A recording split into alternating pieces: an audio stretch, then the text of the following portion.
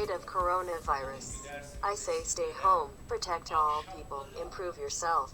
To reach the whole world. It is voiced by Google Translation. Yours sincerely.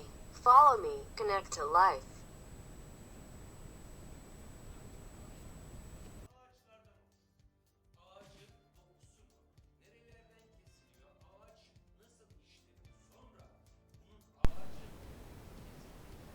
In today's lesson, I will tell you about woods. How to draw wood and texture. I will teach by drawing. I will teach you how to cut the tree, how the wood looks, draw the surface texture.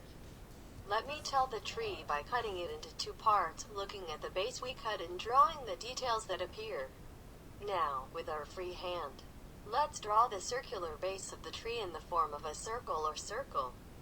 Once we find the center of the circle, we must draw the ear rings out in a helix shape and draw comfortably, without leaving our hands. Then after drawing the outer bark of the tree, I make it clear by scanning with curved lines.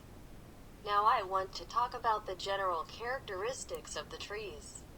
The trees are first cut from their natural place, then left to dry. And then their bark is peeled and left for a while to remove the water and moisture inside the tree. Dried lumber is stored under suitable conditions and left to wait for use in the construction and furniture industry. My friends, now let's write the parts of our tree that appear in the section. The bark part of the tree, dark lines consisting of ear rings are formed in summer. Because it rains less in summer, it is dark, hard and durable. The gap between the two dark line rings is the ear entitlement that occurs in the winter. It is a soft and flimsy part of the tree, as they are formed in an abundant watery period because it rains and snow. A dark ring, an open ring, indicates an age of the tree. As the trees dry up, cracks form towards the tree center. We call these essence rays. I write by marking the core of the tree. The part of the tree that looks circular in the section of the tree is called the magna of the tree. Now you draw with you as I draw and write as you practice and learn by writing the names of the parts. After telling all the unknown of the trees, now I will draw the cutting styles and show them. Wood lumber to be used in furniture is very valuable and expensive. When cutting the trees into pieces, it is necessary to cut them in a way to minimize wastage. It is important because sales are made on a cubic centimeter.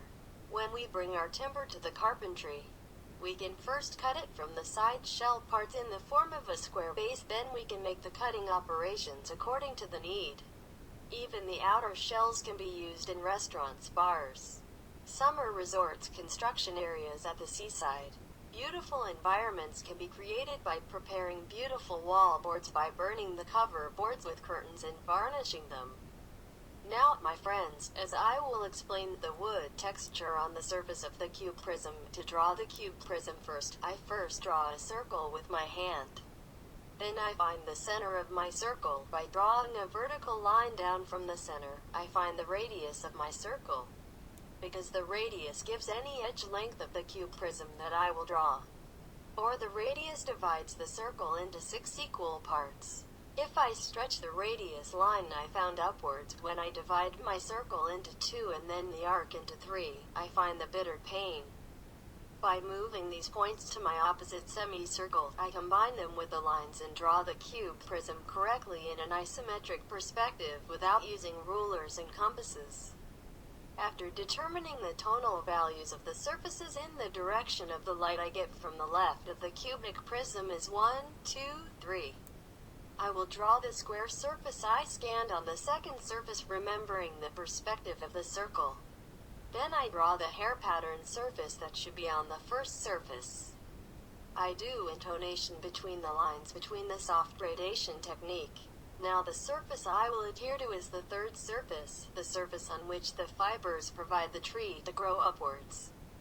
We need to draw the fiber texture with shaky and controlled lines. Now I am doing 1, 2 and third surface toning of my cube prism wood. The light I have received from the left but scale values. Then I make my wooden texture lines on these surfaces a little darker. It becomes evident and accentuated. After determining the shadow of my cube prism that fell to the ground plane, the area where it fell from the light I got from the left, I draw the most dark of the bottom edge lines of my cube prism. And then I made a gradient from dark to light. Thus, I tried to teach the information and pattern techniques that we will pay attention while drawing a wooden textured object by drawing and drawing. You can apply what you have learned by buying a paper and a pencil. You can draw different objects. Those drawings belong to you. Can there be anything better than this? To meet in another subject and lesson, stay at home. Welcome, stay healthy. Coronavirus is not stronger than our trout measures.